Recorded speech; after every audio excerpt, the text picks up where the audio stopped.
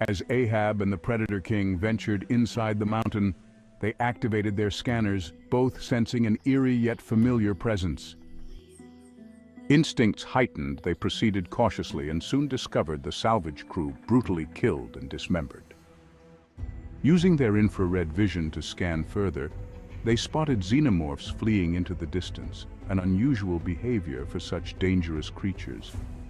The king communicated to Ahab that these xenomorphs were unlike any they had encountered before. The king touched the side wall of the mountain, feeling a gooey white substance he recognized from a xenomorph hive. Suddenly, an alien emerged from the wall. The king swiftly decapitated it, but to his astonishment, the creature's body reabsorbed into the mountain wall. Another alien lunged out of the wall at Ahab, but he seized it by the neck, slammed it to the ground, and drove his blade through its skull. Upon closer inspection, Ahab noticed that the aliens that were killed had no corrosive blood. Instead, its blood was a bluish-red hue, similar to human blood. Both the king and Ahab were stunned by the reabsorbed body and the alien's unusual blood color, realizing they were facing a new, unprecedented threat. A deep thud echoed in the distance, signaling the approach of something massive. Ahab and the king tensed, recognizing the approach of a creature nearly the size of a queen xenomorph, but distinct in its own right. As the monstrous alien came into view, they realized it was a new type, the Petorian, a male xenomorph designed solely to protect the queen. Though slightly smaller, it was stronger and faster. If Ahab and the king could smile, they would have, relishing the challenge presented by this deadly bigger new enemy. The prospect of testing their hunting skills against such a formidable foe filled them with eager anticipation. Ahab and the king exchanged a glance, then sprinted in unison, moving with an almost telepathic coordination. The king aimed for the Praetorian's legs while Ahab targeted its arms, unafraid of cutting off a limb with the non-corrosive blood. However, the Praetorian displayed unprecedented agility for its size, flipping its body sideways in mid-air, launching its tail to strike both the king and Ahab, sending them crashing into the mountain wall. Strangely, the Praetorian didn't follow up with another attack. Instead, it stood there menacingly, waiting for them to rise.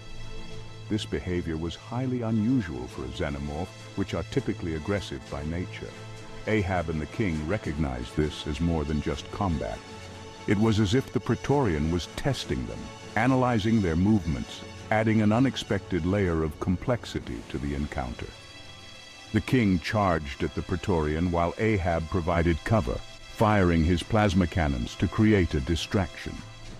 As the king aimed to sever its legs again, he swiftly switched tactics and fired his plasma cannon at the Praetorian's arm, successfully blowing it off and bluish-red blood splattering everywhere. Yet again, the Praetorian simply stood there waiting for the next assault.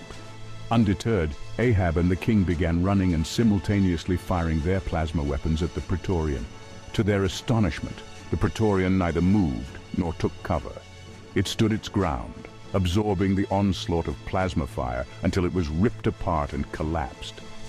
Remarkably, as it died, its body reabsorbed into the mountain, leaving the two predators to ponder the peculiar circumstances of the encounter.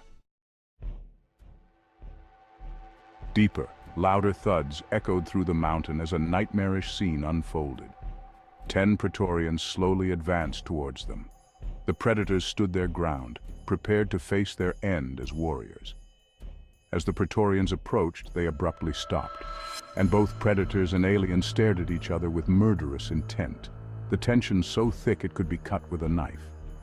Then, in a startling display, the Praetorians began absorbing each other, merging into a single xenomorph, the second Deacon from Prometheus standing upright like a human. Ahab and the king realized they had been fighting mere copies of the Deacon. Now, faced with the genuine article, they understood the gravity of their situation. This was no ordinary foe. The power and lethal potential of their opponent underscored the life and death stakes of this encounter. As they stared each other down, the Deacon transformed into an human and began projecting a star map, signaling its desire to go to a specific location. To the Predator's surprise, this destination was Earth, a place where they held their pyramids and conducted hunter trials against xenomorphs.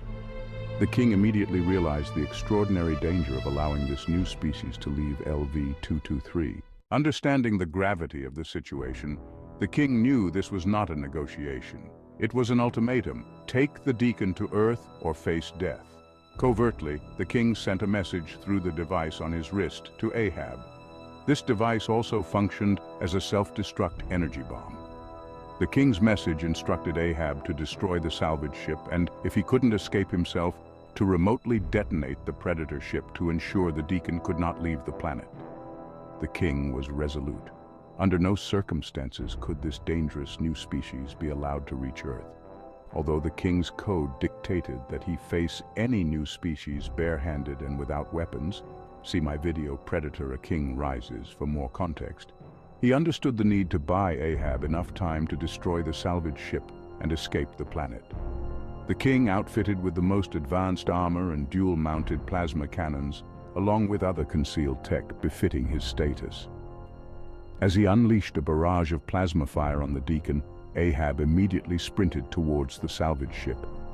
Nearing the entrance of the living mountain, he noticed it beginning to close.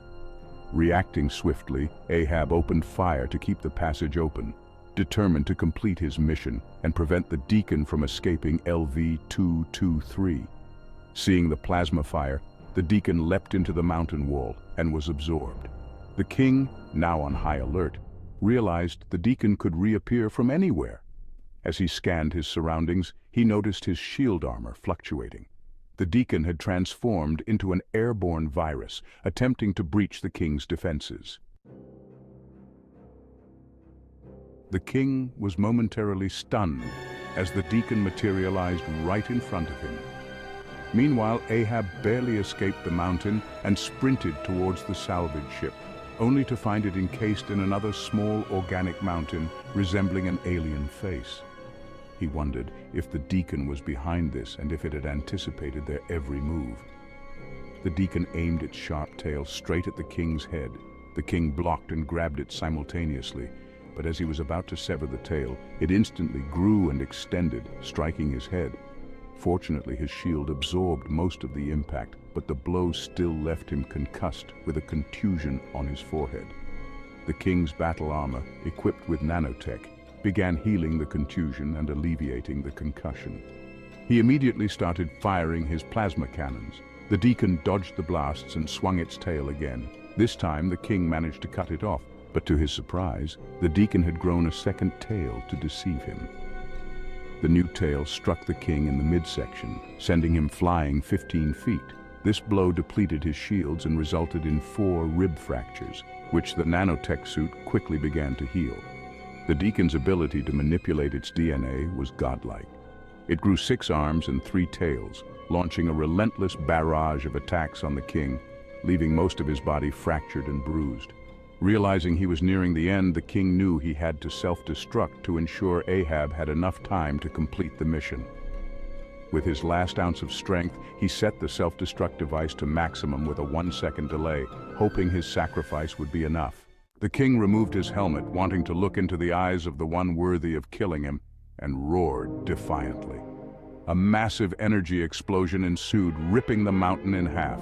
Ahab looked back, feeling sorrow for the king who had made the ultimate sacrifice. But something was off. The remaining part of the mountain began to shrink. Ahab quickly ran to his ship and boarded, only to watch in shock as the mountain was absorbed by the Deacon walking slowly towards the salvage ship. Realizing that the Deacon could become a structure so immense while simultaneously protecting the other salvage ship, Ahab knew this being needed to be eliminated, now having access to a ship. With the king dead, Ahab returned to Yautja Prime to declare war on the Deacon, determined to intercept the Deacon's destination to Earth. Share, like, comment, and subscribe for Part 4. Will the Deacon and Archdeacon finally meet?